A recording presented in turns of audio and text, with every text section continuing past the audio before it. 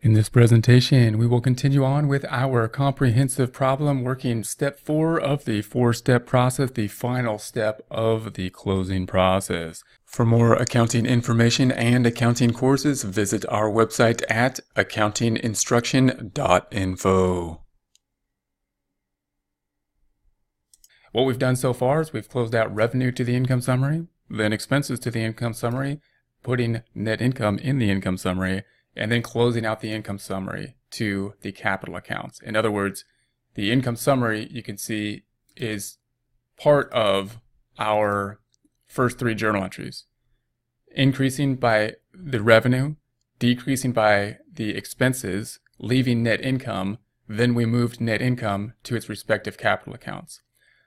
Note that we could have closed these to the capital accounts directly, or we could have done it all with one kind of journal entry to close everything out to the capital accounts. But we're going to put it through this income summary, and that gives us some more idea of, a kind of a check figure when it goes through the income summary to make sure everything's moving along as it should. Now we're going to do the last step, which is kind of the easier step now, which is going to take care of these draws accounts. Now these represent the owner taking money out of the company. And you can see they're kind of contra equity accounts, meaning equity has a credit. Credits should win on the equity section. And these are debits. So that's going to bring the equity down, which makes sense because the capital accounts represent, in a sense, the claim of the owners to the net assets of the company, the assets minus the liabilities, their claim to that, or kind of similar to liabilities, what the company owes the owners. And if we pay the owners in a similar way as if we paid a vendor, then the company or partnership, meaning the partnership, the business, owes the partner less. Therefore, capital accounts should go down. So that's what we're going to do. The net capital account, for example, for Smith is really $41,867. And then after we close out Smith's draws to the capital account, that's what the capital account will be. Okay, so we could do this one by one and have 3 entries, but we want to be in the 4-step entry process. We're going to do this all with one entry. We're going to close out all the draws to all the capital accounts, or the respective draws to their respective capital accounts, with one final journal entry. It's going to be great. All right, so it's on 131. So we want to make these draws go to 0. So these are debits. We need to credit them. So our goal, I'm going to start with these because this is easy to think about. This is our goal, to make these go down to 0. So I need to credit those. I'm going to highlight them all at the same time by clicking on the first one, holding down Control, clicking the second one for draws, and then draws for Brown. And then let go of Control on the keyboard, and these 3 are now highlighted even though they're not in order or next to each other. So, and then I'm going to right click and copy. And you could do this one by one. You don't have to do it this way, or just type them in there.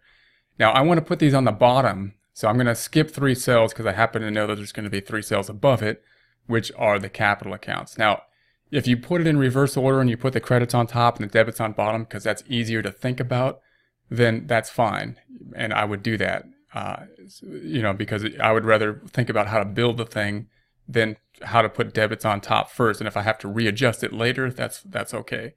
But I happen to know that there's going to be 3 capital accounts, so I'm going to skip 3 lines and put it down here on B24, right click and paste, 1, 2, 3. And then we'll just put the amounts, which is 500, 600, and 400. 500, 600, 400. I could do that with a formula. Negative of this number, negative of this number, and negative of this number. We're just going to take those and make them go down to 0. And then I'm going to highlight these and indent them, which is probably already done for you. Home tab, alignment, increase indenting. And then we just need to put those into their respective capital accounts for Smith, Jones, and Brown. So I'm going to highlight those all at the same time, clicking on Smith first, holding down Control, then Jones, then Brown. Let go of Control, and now there are 3 non-adjacent or non-next to each other cells highlighted. Right-click on them and copy them, and then put our cursor in B21, right-click and paste 1, 2, 3. Again, you could just type these in there or copy and paste them one at a time. Either way is fine. So now I just need to put the 500, the 600, and the 400 here. I'm going to do that with a little formula, equals this number, or negative of that number, to flip the sign. And then Jones is just going to be negative of the 600 to flip the sign. and then Brown is going to be negative of the 400 to flip the sign.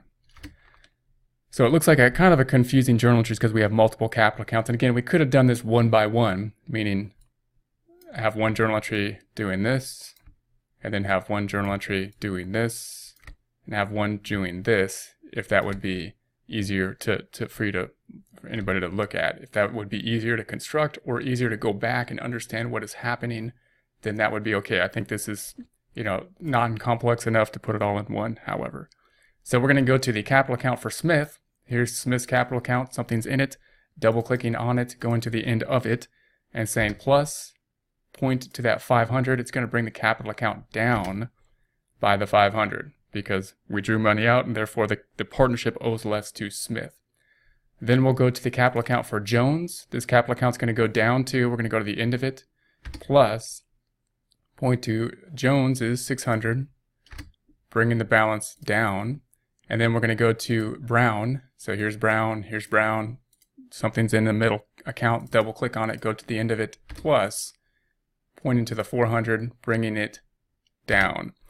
And then we're just going to put our cursor here. We're going to go to Smith's draws. So here's Smith's draws equals, we'll point to the draws, and that should bring the draws down to 0. It's a temporary count, that's what we want. Then Jones draws, here's Jones draws in the middle. We're going to say equals, point to the 600, bringing it down to 0. And then Brown's draws here, we're going to say equals, point to the 400, bringing it down to 0. And now we're left with a post-closing trial balance, meaning all of these accounts are 0 that are temporary. All income statement accounts, the income summary, the clearing account, all draws accounts. We're left with only permanent accounts, and we're left with kind of like the balance sheet. We're left with basically the balance sheet accounts here. And so notice this, what we're left with, mirrors this on the equity section is all that changed. Everything up top is the same. If we go to the financial statements, that mirrors the equity section here. The other side of stuff all stayed the same. And of course, this is being generated from the statement of equity here. So we're mirroring the statement of equity. So the closing process ties out very similarly to the statement of partners equity statement. We're just doing this in a plus and minus format on the statement of partners equity. On the closing process, we're doing it with a journal entry format, ending up in the same point, that being just permanent accounts, or that being the capital accounts ending up at the ending balances, ending up at just capital and representing what is owed to the owners in a sense, meaning the book value of the company owed to the owners, meaning assets minus liabilities. 105,600 is allocated to the owners in this proportion, 105,600.